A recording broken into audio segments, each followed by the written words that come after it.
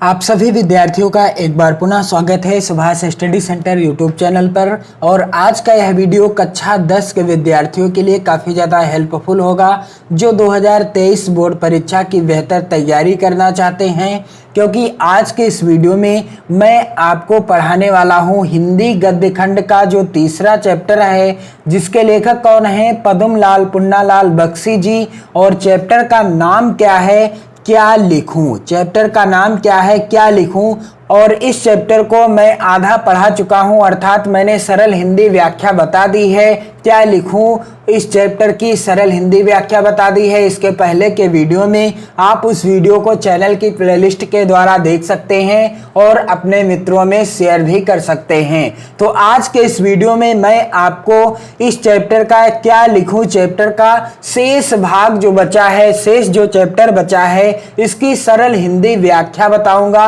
और यदि आपने इसके पहले के वीडियोज में, जिसमें मैंने मित्रता, जिसके लेखक कौन है, आचार्य रामचंद्र शुक्ल जी हैं, आचार्य रामचंद्र शुक्ल जी हैं, मित्रता नामक पाठ के लेखक रामचंद्र शुक्ल जी। यहाँ पर आप ध्यान दीजिए, रामचंद्र शुक्ल जी हैं। और ममता नामक जो पाठ है, इस पाठ के लेखक कौन है, जयशंकर प्रसाद जी हैं, जयशंकर प्रसाद जी। तो यदि आपने आचार्य रामचंद्र शुक्ल जी के द्वारा लिखित चैप्टर, पहला चैप्टर है मित्रता और दूसरा चैप्टर है पाठ है ममता, जिसके लेखक हैं जयशंकर प्रसाद जी, यदि आपने इन दोनों चैप्टरों से रिलेटेड वीडियो ना देखा हो, जिसमें मैंने सरल हिंदी व्याख्या बताई है, आपको चैनल की प्लेलिस्ट में वीडियो देखने को मिल जाएंगे, आप देख सकते हैं और लाभ उठा सकते हैं। तो चलिए बिना देरी किए हुए स्टार्ट करते हैं। बाकी जो शेष चैप्टर यहाँ पर बचा हुआ है, क्या लिखूं,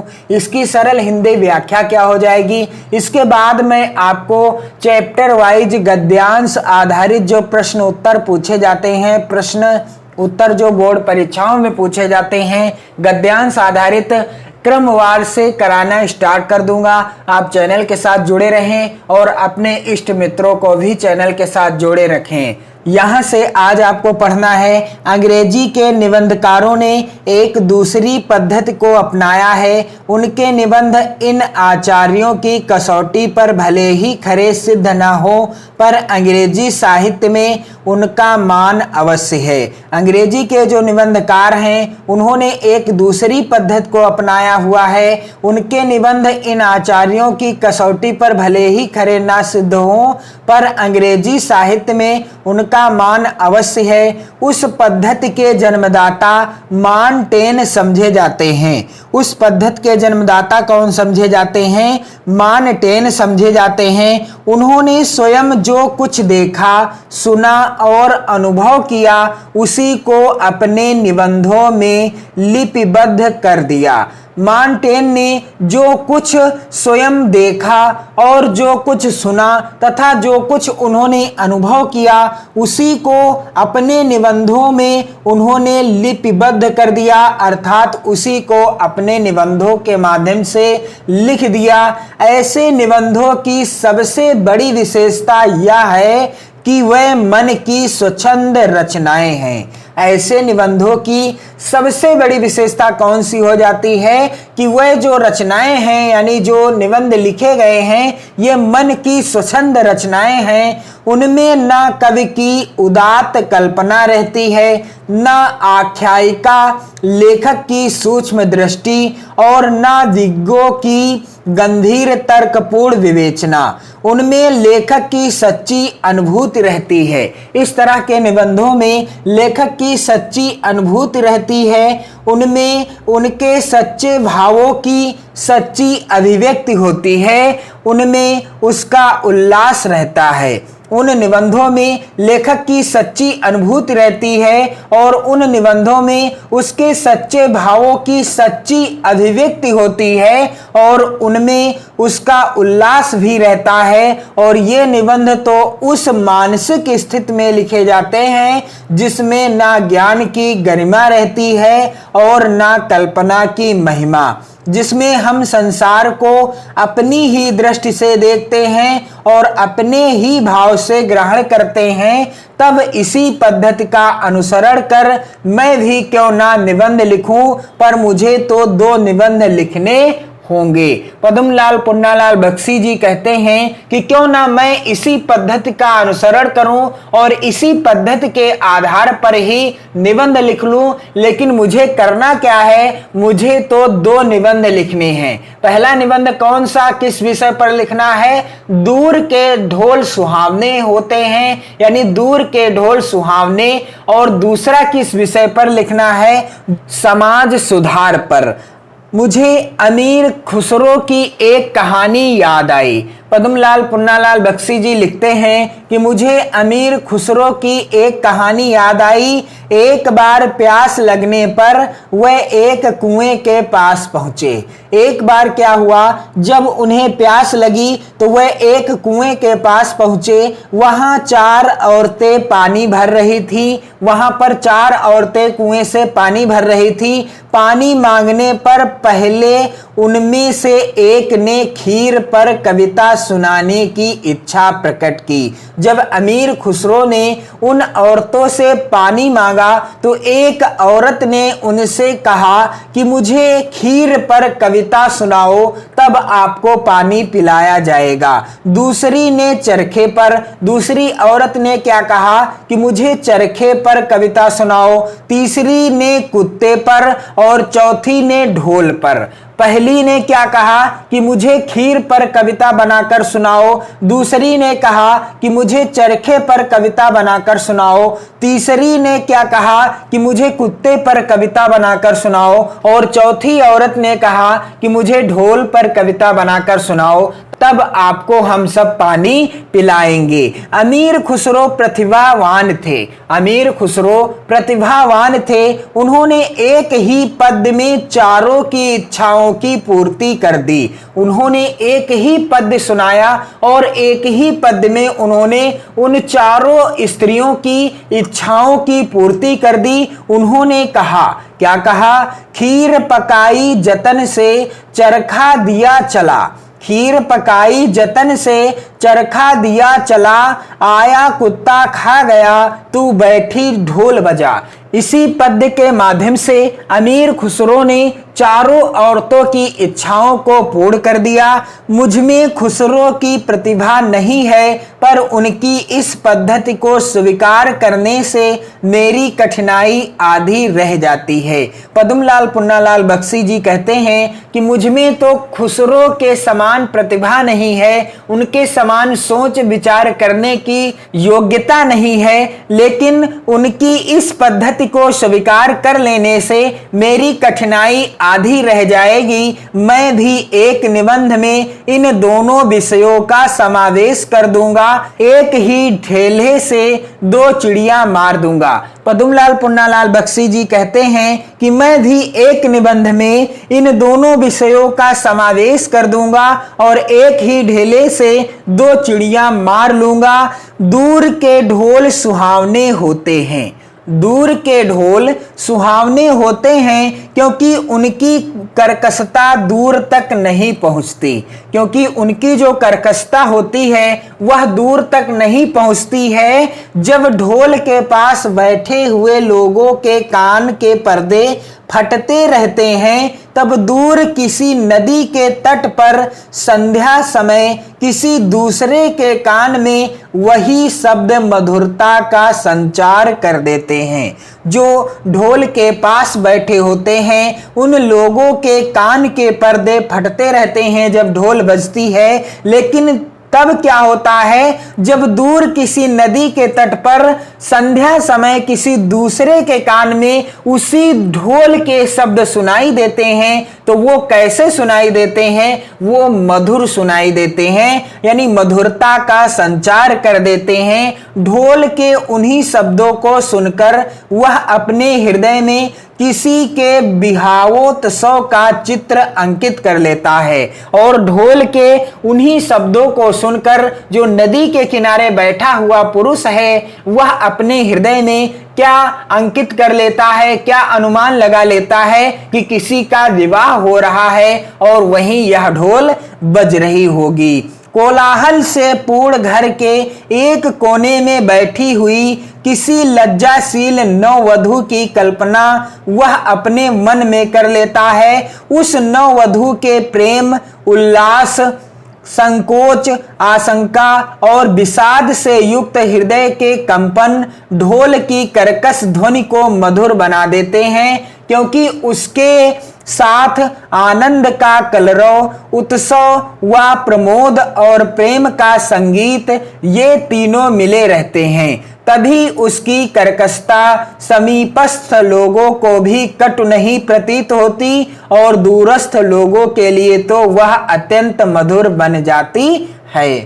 पद्मलाल पुन्नालाल बख्शी जी कहते हैं कि कोलाहल से पूर्ण घर के एक कोने में बैठी हुई किसी लज्जाशील नववधू की कल्पना वह अपने मन में कर लेता है और उस नववधू के प्रेम, उल्लास, संकोच, आशंका और विषाद से युक्त हृदय के कंपन ढोल की कर्कश ध्वनि को मधुर बना देते हैं, क्योंकि उसके साथ आनंद का कलरव होता है, उत्सव व प्रमोद और प्रेम का संगीत, ये तीनों मिले रहते हैं। और इन तीनों को मिल जाने से जो पास में भी लोग बैठे होते हैं उन्हें भी ढोल के जो सुर सुनाई देते हैं वो भी मधुर सुनाई देने लगते हैं। तभी उसकी कर्कशता समीपस्थ लोगों को भी कटु नहीं प्रतीत होती और जो दूर लोग बैठे होते हैं उन्हें तो वह ढोल की आवाज अत्यंत मधुर सुनाई देती है या उनके लिए अत्यंत मधुर बन जाती है। जो तरुण संसार के जीवन संग्राम से दूर हैं उन्हें संसार का चित्र बड़ा ही मनमोहक प्रतीत होता है। जो तरुण अर्थात जो युवक संसार के जीवन संग्राम से दूर हैं, अर्थात संसार में जीवन जीने के लिए कितना संग्राम करना पड़ता है, कितना युद्ध करना पड़ता है, कितना कुछ करना पड़ता है, जो युवक उन सभी परिस्थितियों से दूर हैं उन्हें संसार का चित्र बड़ा ही मनमोहक प्रतीत होता है। उन्हें यह संसार कैसा प्रतीत होता है? बड़ा ही मनमोहक प्रतीत होता है। जो वृद्ध हो गए हैं, जो अपनी बाल्यावस्था और तरुणावस्था से दूर हट आए हैं, उन्हें अपने अतीत काल की स्मृति बड़ी सुखद लगती है। और जो वृद्ध हो गए हैं अर्थात जो बूढ़े हो गए हैं, जो अपनी बाल्यावस्था और तरुणावस्था अर्थात अपने बचपन को और अपनी जवानी को छोड़ चुके हैं, अर्थात अपने बचपन और जवानी से दूर हट आए हैं, उन्हें अपने अतीत काल की स्मृति बड़ी सुखद लगती है। अर्थात वे अपने बचपन और जवानी को याद करके बहुत ही प्रसन्न होते हैं, बड़ा सुख का अनुभव करते हैं। वे अतीत का ही स्वप्न देखते हैं, वे अतीत का ही स्वप्न देखते हैं। तरुणों के लिए जैसे भविष्य उज्जवल होता है वैसे ही वृद्धों के लिए अतीत, जिस प्रकार से युवा पुरुष के लिए भविष्य जिस प्रकार से उज्जवल होता है या उन्हें उज्जवल भविष्य की कामना रहती है, ठीक उसी प्रकार से जो वृद्ध पुरुष होते हैं उन्हें अपने अतीत की हमेशा याद रहती है। वे अपने अतीत की चिंता करते रहते हैं, उन्हें अपना अतीत ही उज्जवल प्रतीत होता रहता है। वर्तमान से दोनों को असंतोष होता है और वर्तमान से दोनों को असंतोष रहता है, चाहे वो युवा पुरुष हो, कोई युवक हो या फिर कोई वृद्ध पुरुष हो यानी बूढ़ा व्यक्ति हो। वर्तमान से दोनों को क्या रहता है? असंतोष रहता है। तरुण भविष्य को वर्तमान में लाना चाहते हैं, तरुण भविष्य को वर्तमान में लाना चाहते हैं और वृद्ध अतीत को खींचकर वर्तमान में देखना चाहते हैं। जो युवक हैं वह भविष्य को खींचकर वर्तमान में लाना चाहते हैं और जो वृद्ध हो चुके हैं वह अपने अतीत को खींचकर वर्तमान में देखना चाहते हैं। तरुण क्रांति के समर्थक होते हैं और वृद्ध अतीत गौरव के संरक्षक। तरुण जो होते हैं वह क्रांति का समर्थन करते हैं और जो वृद्ध होते हैं वे अपने अतीत गौरव का संरक्षण करना चाहते हैं। इन्हीं दोनों के कारण वर्तमान सदैव क्षुब्ध रहता है और इसी से वर्तमान काल सदैव सुधारों का काल बना रहता है। और इसी परिस्थिति के कारण, इसी स्थिति के कारण क्या होता है कि वर्तमान काल हमेशा सुधारों का काल बना रहता है। मनुष्य जाति के इतिहास में कोई ऐसा काल ही नहीं हुआ जब सुधारों की आवश्यकता ना हुई हो। पद्मलाल पुन्नालाल बख्शी जी लिखते हैं कि मनुष्य जाति के इतिहास में कोई ऐसा काल अभी तक हुआ ही नहीं है जब सुधारों की आवश्यकता ना हुई हो।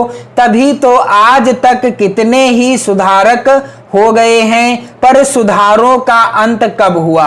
लेकिन अभी तक सुधारों का कभी अंत नहीं हुआ है। भारत के इतिहास में बुद्ध देव, महावीर स्वामी, नागार्जुन, शंकराचार्य, कबीर, नानक, राजा राम मोहन राय, स्वामी दयानंद और महात्मा गांधी में ही सुधारकों की गणना समाप्त नहीं होती। सुधारकों का दल नगर नगर और गांव-गांव में होता है। यह सच है कि जीवन में नए नए क्षेत्र उत्पन्न होते जाते हैं और नए नए सुधार हो जाते हैं। ना दोषों का अंत है और ना सुधारों का, ना दोषों का अंत होता है और ना सुधारों का अंत होता है। जो कभी सुधार थे वही आज दोष हो गए हैं। जो कभी सुधार थे वो आज क्या हो गए हैं? दोष हो गए हैं। और उन सुधारों का फिर नव सुधार किया जाता है और उन सुधारों का अब क्या किया जाता है? फिर से सुधार किया जाता है। तभी तो यह जीवन प्रगतिशील माना गया है और इसीलिए यह जीवन क्या माना गया है? प्रगतिशील माना गया है। हिंदी में प्रगतिशील साहित्य का निर्माण हो रहा है। हिंदी में प्रगतिशील साहित्य का निर्माण हो रहा है। उसके निर्माता यह समझ रहे हैं कि उनके साहित्य में भविष्य का गौरव निहित है। उसके निर्माता यह क्या समझ रहे हैं कि उनके साहित्य में ही भविष्य का गौरव निहित है, पर कुछ ही समय के बाद उनका यह साहित्य भी अतीत का स्मारक हो जाएगा। लेकिन कुछ समय बाद क्या हो जाएगा कि उनका यह साहित्य भी अतीत का क्या हो जाएगा? स्मारक हो जाएगा। और आज जो तरुण हैं वही वृद्ध होकर अतीत के गौरव का स्वप्न देखेंगे और आज जो युवक हैं वही बूढ़े होकर, वृद्ध होकर के अतीत के गौरव का स्वप्न देखेंगे। उनके स्थान में तरुणों का फिर दूसरा दल आ जाएगा। पद्मलाल पुन्नालाल बख्शी जी कहते हैं कि उनके स्थान में फिर नए युवकों का दल आ जाएगा जो भविष्य का स्वप्न देखेगा। जो क्या देखेगा? भविष्य का स्वप्न देखेगा।